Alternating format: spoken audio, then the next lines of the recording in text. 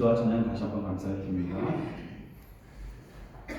신학을 처음 공부하면서 교수님들께 이런 질문들을 받은 적이 있습니다. 하나님을 정말 만났느냐? 언제 하나님을 만났느냐? 그리고 하나님 음성을 들었다고 하는데 그게 남자였냐 여자였냐? 그리고 그 목소리가 너의 무의식에서 나온 소리인지 아니면 정말 하나님의 음성인지 어떻게 분별할 수 있겠느냐? 그리고 사이비 교주들도 하나님 음성을 들었다고 하면서 전혀 다른 소리들을 하고 있지 않느냐? 네가 들은 그 음성이 하나님의 음성인지 어떻게 확신할 수 있겠느냐? 이런 질문들이었습니다. 공부를 시작한 초기라서 교수님들의 이런 많은 질문에 대답을 못했던 기억이 납니다. 여러분들이 만나고 경험하신 하나님은 어떤 하나님이신가요? 여러분들께서 그분의 말씀이고 가르침이라고 생각하는 것들 중에서 몇 %나 정말 그분의 것이 맞다고 확신하실 수 있겠습니까? 문제가 닥쳤을 때 내 생각과 그분의 생각을 분별해서 가장 지혜로운 선택을 할 수 있으셔야 되는데 그게 어느 정도까지 가능하신가요? 어쩌면 일상생활 중에 우리는 너무나 쉽게 이건 하나님의 뜻이야 라고 말하면서 지내는 건 아닌지 모르겠습니다. 하나님을 한마디로 이런 분이야 라고 정의하는 일은 쉽지 않죠. 그리고 내 경험대로 하나님은 이런 분이셔 라고 생각을 고정시키는 것도 참 위험한 일입니다. 그래서 우리 기독교인들에게는 성경이 필요한 거지요. 확실한 기준이 있어야 된다는 겁니다. 목사로서 이런 많은 질문들의 해답을 아직도 구하면서 살아가고 있지만 그래도 제가 어려서부터요 성경을 보면서 한 가지 원했던 게 있습니다. 그것은 바로 하나님께서는 무엇에 관심이 있으실까라는 질문이었습니다. 시편 기자의 말처럼 어머니의 태에서부터 나를 지으시고 머리카락 하나까지도 다 세신 바 된 그분, 내 인생이 시작되기 전부터 당신의 책에다 기록을 해놓으셨다는 그분께서 지금은 어디에 눈을 두길 원하시고 지금은 어떤 음성, 어떤 기도에 귀를 기울이고 계실까? 그 옛날 갈릴리라는 비천한 동네로 향하셨던 발걸음이 지금은 어디로 향하고 계실까? 지금 말씀드린 질문들의 정답을 찾기는 어렵지만 성경을 볼수록 하나님의 관심은 명확합니다. 그것은 하나님의 관심이 철저하게 사람에게 가 있다는 겁니다.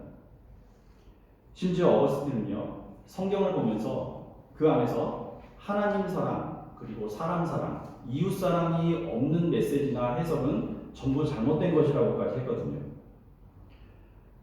시대가 악해지고 있다고 합니다. 교회도 위축되어 가고 있지요. 특히 한국 교회가 그렇습니다. 안타깝게도 이 흐름은 당분간 지속될 거고요. 교회 성장을 연구한 많은 전문가들도 이런 얘기를 합니다. 지금까지 승승장구하며 교세를 키워온 한국 교회에서 이제는 하나님의 은혜가 떠나버렸다.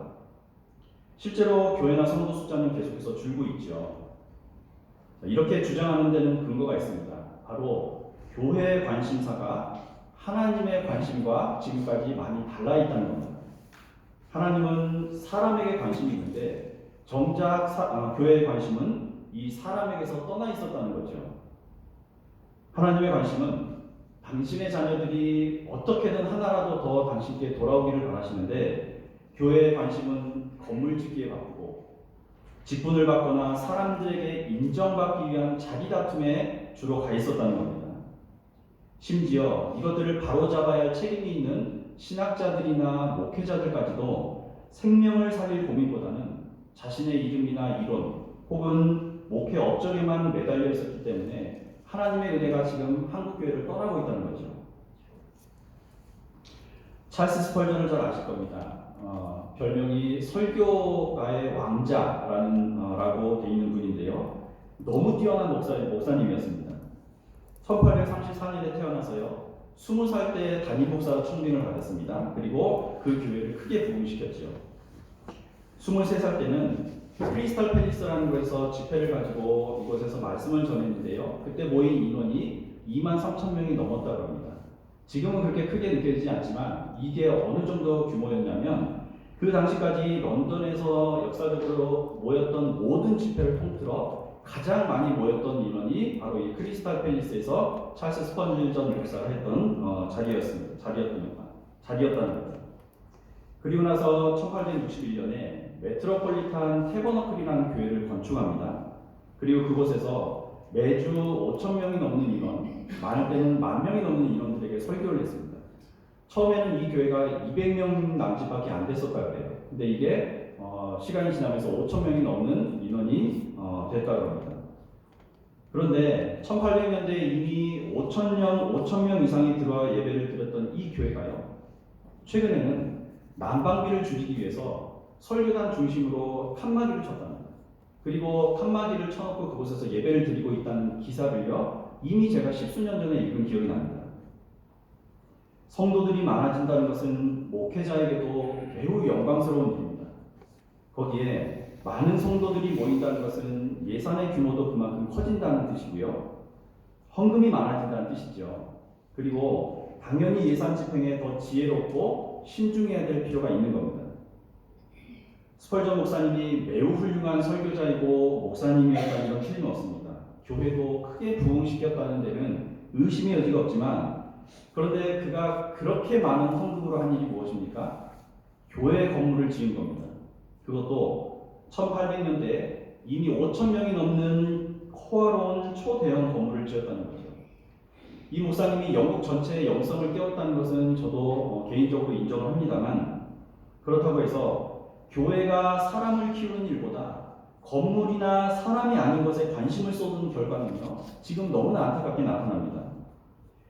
스펄전 이후 150년 정도 지금 흘렀는데요, 지금 영국에서는 교회에 출석 중인 전체 기독교인 수가요, 앞으로 60년 이내에 모두 다 사라져버리게 될 것이라는 암울한 전망만 가득하거든요. 한국교회도 지금까지 너무나 많은 것들을 누려왔습니다. 예배당 건물을 짓기 위해서 막대한 헌금이나 노력을 쏟아붓고요, 그 과정에서 상처를 받고 교회를 떠난 사람들도 많았습니다. 이렇게 예배당 건물을 멋지게 지어놓고 이곳에서 이제 하나님께서 영원히 계실 거야 라고 착각하면서 지내왔던 거죠. 하나님께서 고작 수백억, 수천억짜리 건물을 지어놓는다고 해서 이분이 거기서 기쁜 마음으로 갇혀 계시는 분은 아니지 않습니까? 저는 어쩌면요, 옛날에 이스라엘 중심이었죠. 예루살렘 성전이 완전히 파괴된 것은 당연한 결과였다고 생각할 때가 많습니다. 왜 그러냐면 제사 드릴 장소를 분명히 필요했겠죠.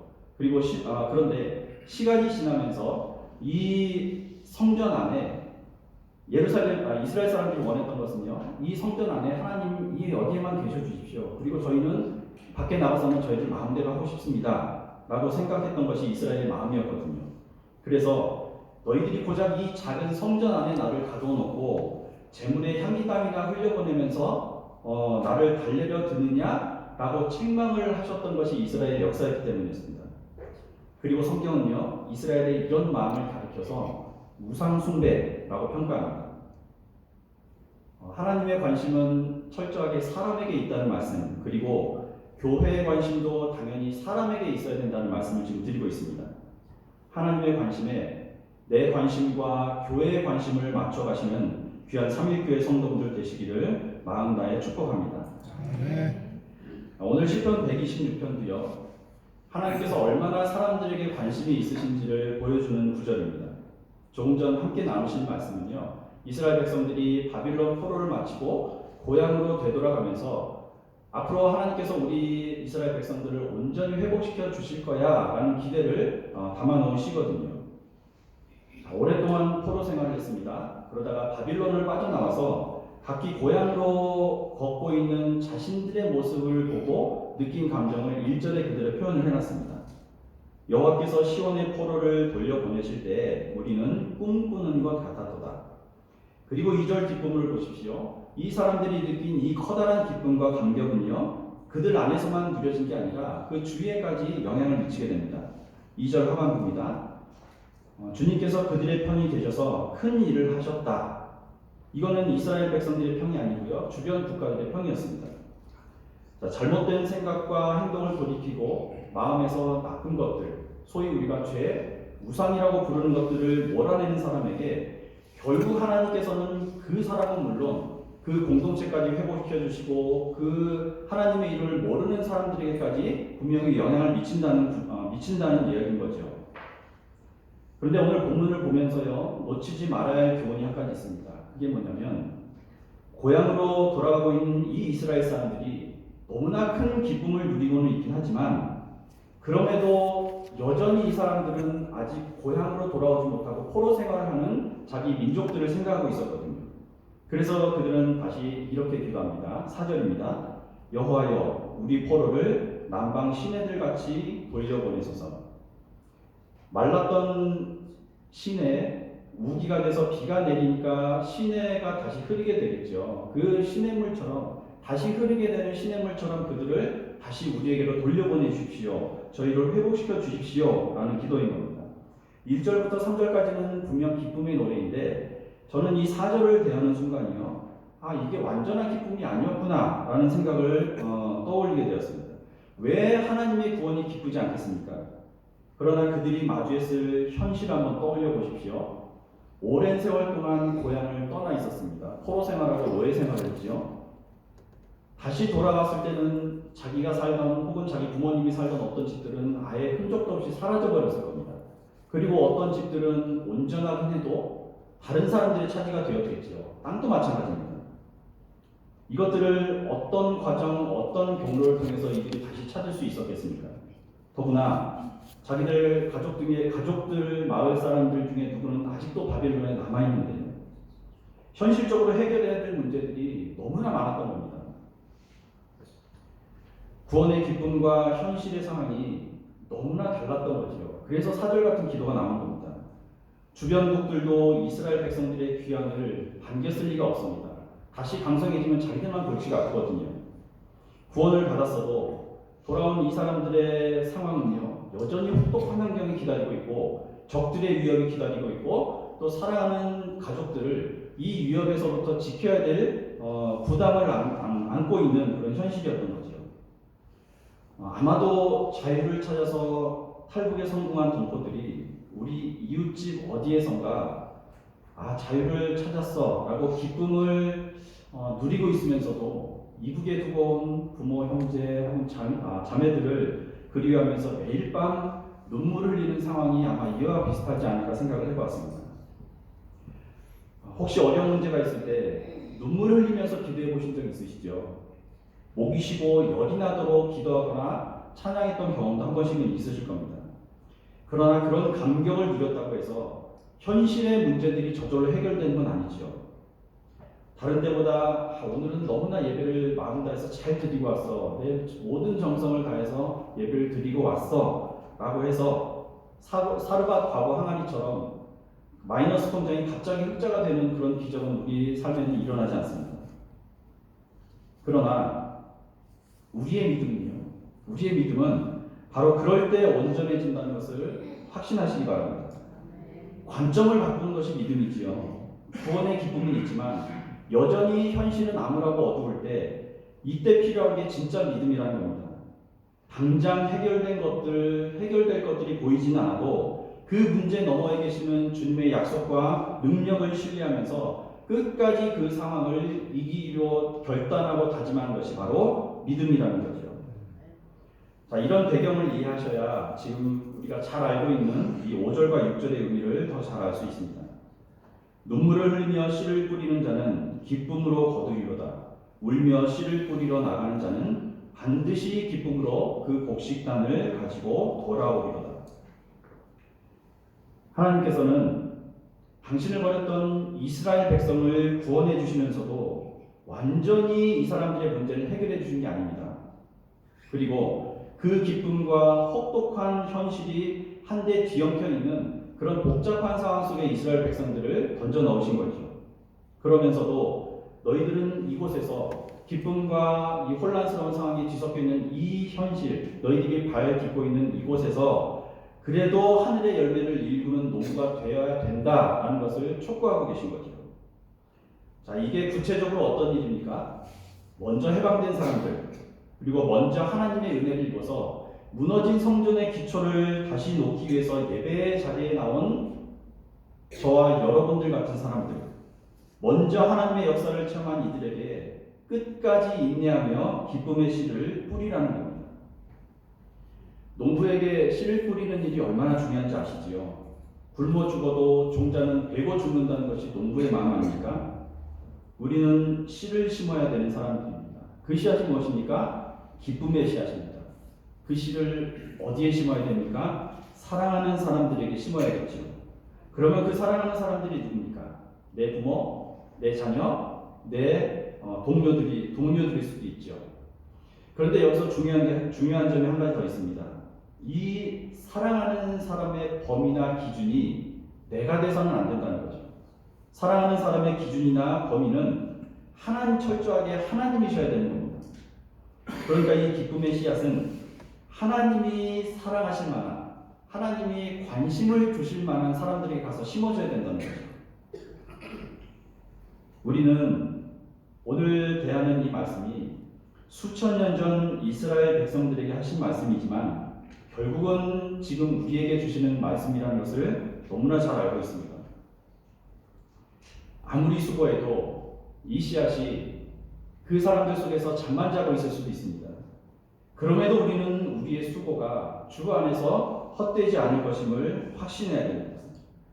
왜 그렇습니까? 이 일은요, 이 씨를, 기쁨의 씨를 뿌리는 일은 하나님의 의를 이 땅에서 이루는 일이고 그분이 함께 해주시는 일이기 때문에 그렇습니다.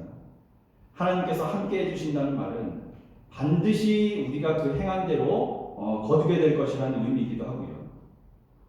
배 오른편으로 너희들의 그물을 던져라 라는 말에 순종했던 제자들의 그물에는요, 물고기들이 가득하지 않았습니까? 우리는 삼위일교회라는 종자 그릇에 담긴 보배로운 하늘의 씨앗을 가족들, 그리고 내가 사랑하는 이웃들, 아니 내가 사랑하는 이 아니죠. 하나님이 사랑하시는 이웃들에게 뿌리는 주의 농부들입니다. 벼는 농부의 발자국 소리를 들으며 익어간다고 그러지요. 하루 종일 똑같은 일을 허리가 부서지도록 수도 없이 반복을 하는 일이 농부들의 일입니다. 이제 또 한 주가 시작되었습니다. 이 한 주는 사랑과 인내로 기쁨의 씨를 뿌리는 귀한 하나님의 일꾼들이 되시기를 축복합니다. 누구를 만나시든 하나님께서는 바로 그 사람을 사랑하시며 그 사람에게 관심을 갖고 계시다는 걸 기억하시고요.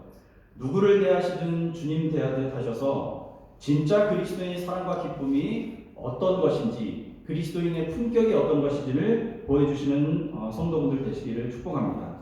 그래서 더불어 그 기쁨을 그분들과 함께 누리는 귀한 한 주 되시기를 참 좋으신 예수님 이름으로 축복하고 축원합니다. 오늘 함께 읽으신 말씀을요, 공동 번역본으로 다시 한번 읽고 말씀 마치도록 하겠습니다. 앞에 화면에 준비가 되어 있습니다. 시편 126편 1절에서 6절까지 말씀 공동 번역으로 한 목소리로 읽도록 하겠습니다.